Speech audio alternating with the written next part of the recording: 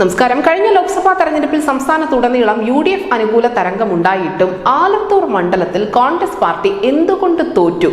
ഈ ചോദ്യത്തിനുള്ള ഉത്തരം തൽക്കാലം അന്വേഷിക്കേണ്ടതില്ല എന്നാണ് കോൺഗ്രസ് നേതൃത്വം തീരുമാനിച്ചിരിക്കുന്നത്.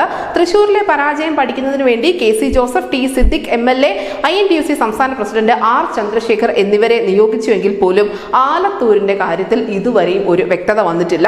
ആലത്തൂരിൽ എന്തുകൊണ്ട് തോറ്റു എന്നതിനെ പറ്റി അന്വേഷണം വേണമെന്ന് തൃശൂർ, പാലക്കാട് DCCകൾ ഇതുവരെയും ഔദ്യോഗികമായി ആവശ്യപ്പെട്ടിട്ടില്ല.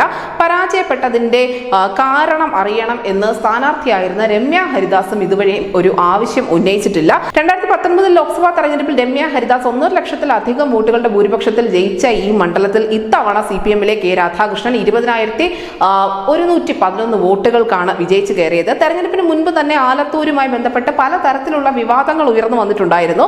തെരഞ്ഞെടുപ്പ് പ്രചരണത്തെയൊക്കെ ഇത് കാര്യമായി ബാധിച്ചിട്ടുമുണ്ട്. ഇവ പരിഹരിക്കുന്നതിന് കൃത്യമായ ഒരു ഇടപെടൽ നേതൃത്വത്തിന്റെ ഭാഗത്തു നിന്നും ഉണ്ടായതുമില്ല. സ്ഥാനാർത്ഥി ചിലരുടെ സ്വാധീനത്തിലാണ് എന്നുള്ള ഒരു വിമർശനം പോലും ആലത്തൂരിൽ ഉയർന്നു കേട്ടിരുന്നു. എന്തായാലും ആലത്തൂരിലെ തിരിച്ചടി പാർട്ടിയുടെ മാത്രം പരാജയമല്ല എന്നും സ്ഥാനാർത്ഥിയുടെ ഭാഗത്തു നിന്നും വീഴ്ചകൾ ഉണ്ടായി എന്നുമാണ് പാലക്കാട് DCC പ്രസിഡന്റായ A തങ്കപ്പൻ അഭിപ്രായപ്പെട്ടത്. തെരഞ്ഞെടുപ്പ് പരാജയത്തെക്കുറിച്ച് താൻ അഭിപ്രായം പറയുന്നില്ല എന്നും പാർട്ടി തന്നെ ഇക്കാര്യം അന്വേഷിക്കുമെന്നാണ് കരുതുന്നത് എന്നുമായിരുന്നു രമ്യ ഹരിദാസിന്റെ പ്രതികരണം. എന്തായാലും ചേലക്കര നിയമസഭാ മണ്ഡലത്തിൽ ഉപതെരഞ്ഞെടുപ്പ് നടക്കാനിരിക്കുന്നത് കൊണ്ട് തന്നെ വളരെ കരുതലോടെ മാത്രമേ കോൺഗ്രസ് പാർട്ടി മുന്നോട്ട് പോവുകയുള്ളൂ. കോൺഗ്രസ് സ്ഥാനാർത്ഥിയായി ഇവിടെ രമ്യ ഹരിദാസ് മത്സരിക്കാനുള്ള സാധ്യതകളും അധികമാണ്. ആലത്തൂരിലെ പരാജയ കാരണം സംബന്ധിച്ച് ഇതുവരെയും ഒരു പഠനമോ അല്ലെങ്കിൽ എന്തുകൊണ്ട് പരാജയപ്പെട്ടു എന്നതിനെ സംബന്ധിച്ചുള്ള ഒരു അവലോകനമോ ആഭ്യന്തര റിപ്പോർട്ട് തയ്യാറാക്കലോ ഒന്നും തന്നെ കോൺഗ്രസിന്റെ ഭാഗത്തു നിന്നും ഉണ്ടായിട്ടില്ല.